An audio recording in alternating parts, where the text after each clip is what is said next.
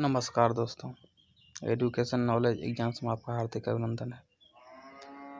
आज आपके लिए लाया हूँ रेलवे हेतु समान ज्ञान पार्ट 2 वीडियो देखें, सब्सक्राइब करें और शेयर करें। चलिए स्टार्ट करते हैं वीडियो। चलिए, रेल इंजन निर्माण केंद्र क्रमांक नंबर एवं रेल इंजन निर्माण केंद्र जो है, निर्माण केंद्र का नाम एक में आता है चितरंजन लोकोमोटिव वर्क्स, स्थान चितरंजन, जो कि पश्चिम बंगाल में है। इस इंजन का प्रकार है विद्युत इंजन। उसके बाद आता है डीजल लोकोमोटिव वर्क्स, इसका स्थान है बनारसी, जो कि बनारसी उत्तर प्रदेश में है। यहाँ डीजल इंजन का निर्माण होता है।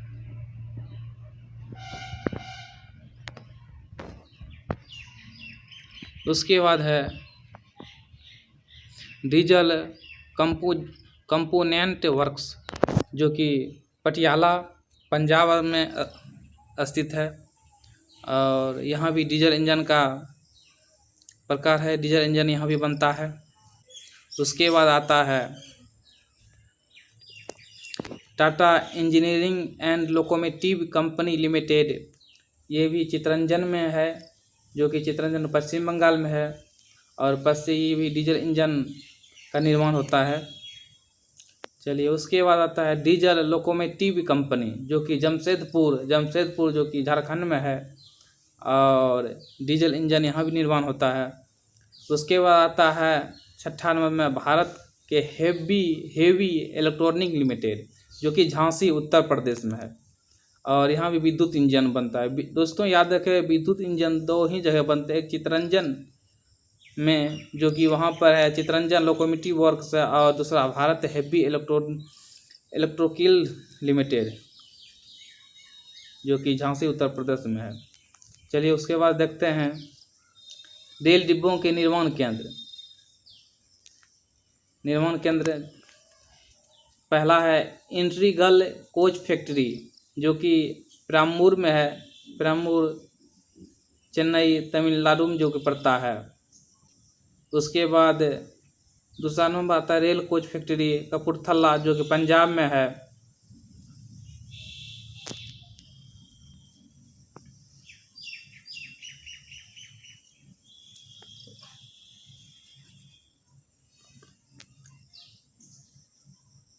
उसके बाद आता है तीसरा में भारत अर्थ मूवर्स लिमिटेड, जो कि बेंगलोर कर्नाटक में है।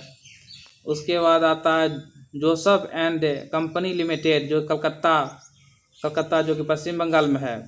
उसके बाद आता है हिल एंड एक्सेल प्लांट, जो कि बेंगलोर, ये भी कर्नाटक में है।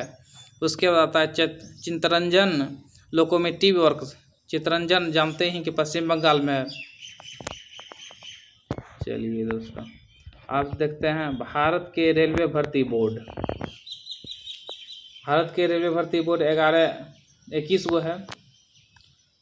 इलाहाबाद है, दूसरे में भोपाल है, तीसरे में गुवाहाटी, चौथे में चेन्नई, 5वां पटना, 6ठा मुंबई, 7वां भुवनेश्वर, 8वां कोलकाता, 9वां चंडीगढ़, 10वां बेंगलोर, 11वां अजमेर, 12वां गोरखपुर और 13वां मालदा, 14वां मुजफ्फरपुर, 15वां सिकंदराबाद, 16वां त्रिवेंद्रम और 17वां रांची, 18वां अहमदाबाद और 19वां जम्मू श्रीनगर, 20वां सिलीगुड़ी और 21वां बिलासपुर। चलिए दोस्तों, इसके बाद देखते हैं भारत के रेलवे संस्थान। चलिए,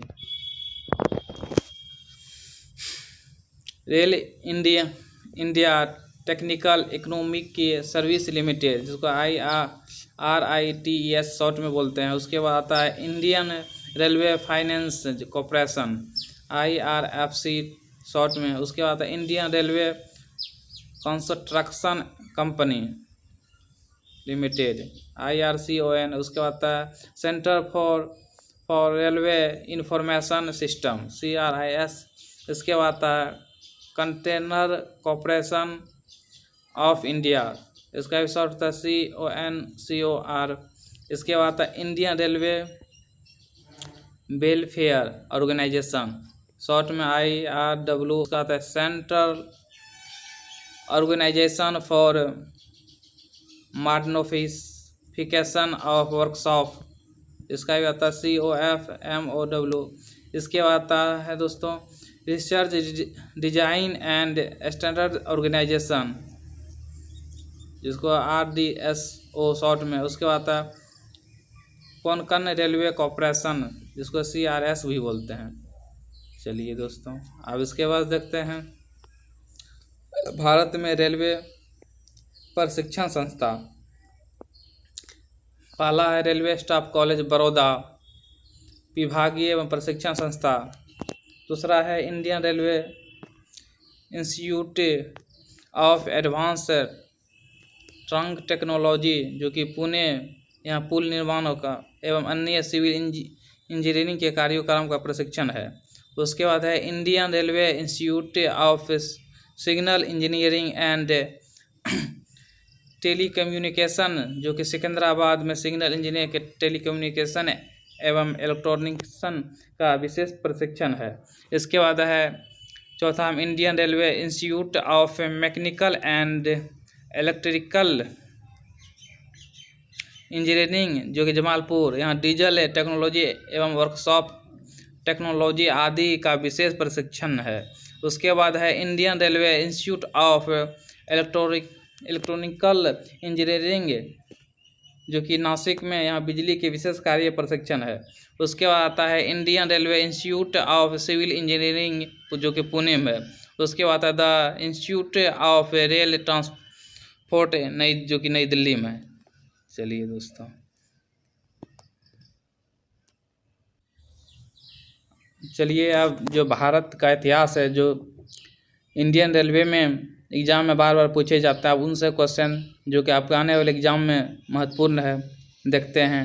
चलिए दोस्तों आगे बढ़, चलिए सिंधु या हड़प्पा सभ्यता जिसे बोलते हैं, सिंधु सभ्यता संबंधित ऐतिहासिक युग, जो उसका हड़प्पा संस्कृति के स्थल मोहनजोदड़ो तथा चुनदरो कहाँ अवस्थित है? सिंध में। भारत का सबसे बड़ा हड़प्पा पुरास्थल कहाँ है? राखी गढ़ी में। सिंधु सभ्यता का पत्तन नगर था, जो कि लोथल है, और लोथल दोस्तों याद रखना गुजरात में है। उसका रंगपुर, जहाँ के हड़प्पा की समकालीन सभ्यता थी, वह है सौराष्ट्र में। सिंधु घाटी की सभ्यता गैर आर्य थी, क्योंकि वह नगरीय सभ्यता थी। सिंधु घाटी के निवासियों की सभ्यता को जानने के मूल स्रोत हैं पुरातात्विक खुदाई से प्राप्त बर्तन, जेवर, हथियार और औजार। लेखन कला की उचित प्रणाली विकसित करने वाली सर्वप्रथम प्राचीन सभ्यता थी सुमेरिया, प्रथम लिपि आविष्कर्ता, जो कि उसके बाद सिंधु घाटी के लोग विश्वास करते थे मात्र शक्ति पर। चन्हूदरों के उत्खनन का निर्देशक क्या था? J.H. मैकने। हड़प्पा सभ्यता नामकरण चार्ल्स मैनसन ने। का सर्वाधिक मान्यता प्राप्त काल है 2500 ईसा पूर्व से 1750 ईसा पूर्व तक।